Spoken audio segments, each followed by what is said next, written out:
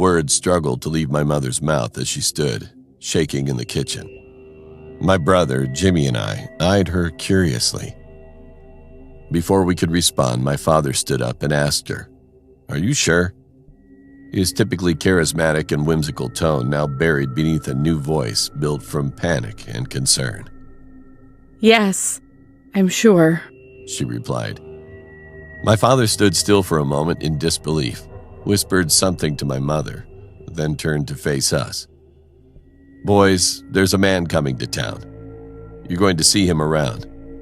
Maybe in the street, maybe on a park bench, maybe even in the corner of your bedroom at night." I looked at my brother and was met with a mirrored reflection of confusion. We looked back to my father.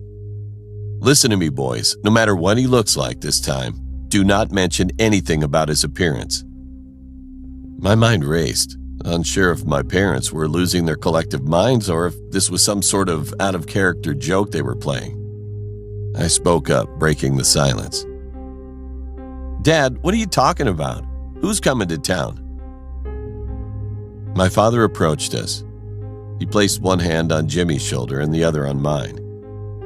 "I know this doesn't make a lot of sense, or any sense for that matter, but I need you both to be strong and mature for me, okay?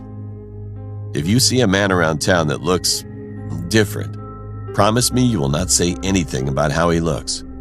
Not to me, not to your mom, not to each other or anyone. Not even a whisper. Got it?" Jimmy and I looked to each other and then back to Dad. We nodded. The next few days proceeded like normal. We went to school, came home, and played outside with our friends. Mom and Dad never brought up that night. For some reason, we never felt like bringing it back up to them. I went to bed that night content, not knowing that tomorrow would lead to the most horrific experience of my life.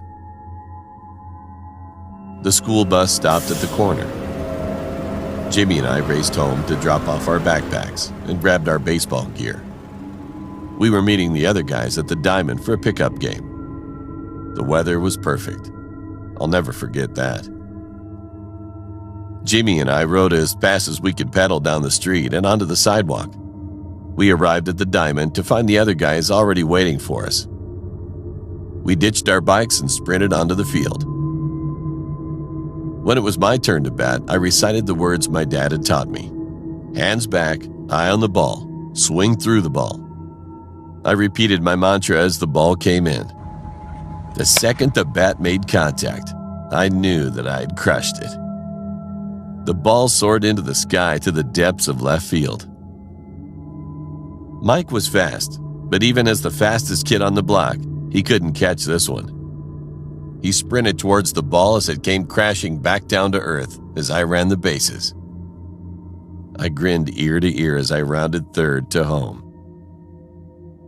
Then the cheers from my team ended abruptly as the world seemed to pause in silence. We all looked in unison toward left field. The baseball sat at the feet of a man, at least what resembled a man. Mike stood and stared, glancing back at us. We all inched closer for a better look. The thing that stood in the field wore a black suit jacket, black pants, and a top hat. But it wasn't a man at all. It was, in all respect, a balloon. Someone had tied together a series of balloons to create a sort of ballooned animal human being and dressed it in clothes. The bulbous yellow head was oversized, with red balloon eyes and a big blue grin. It had a green nose sticking out like a ripe cucumber, and what looked to be drawn-on ears. Mike burst out laughing, breaking the silence. A sound I'll never forget. He dropped to the grass and rolled in hysterics. He got back up and stared the balloon creature in its inflated eyeballs. Is this the man our parents have been so scared of? A fucking balloon? His roaring laughter continued. Despite it being very windy that day, the balloon man didn't even flinch. It just stood, grinning its blue grin.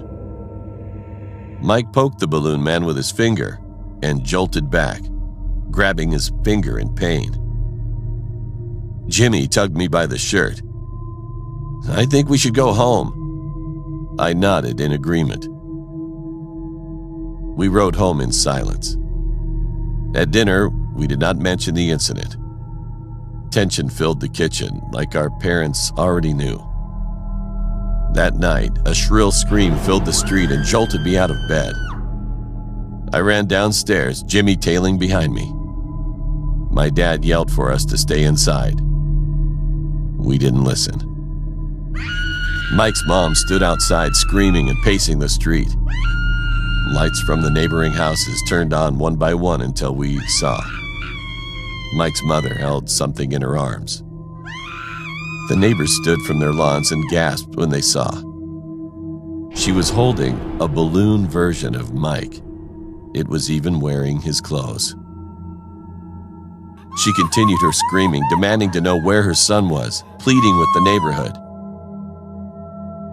She dropped to her knees, squeezing balloon impersonation in her arms. The pop echoed throughout the street, and Mike's mother sat on the pavement,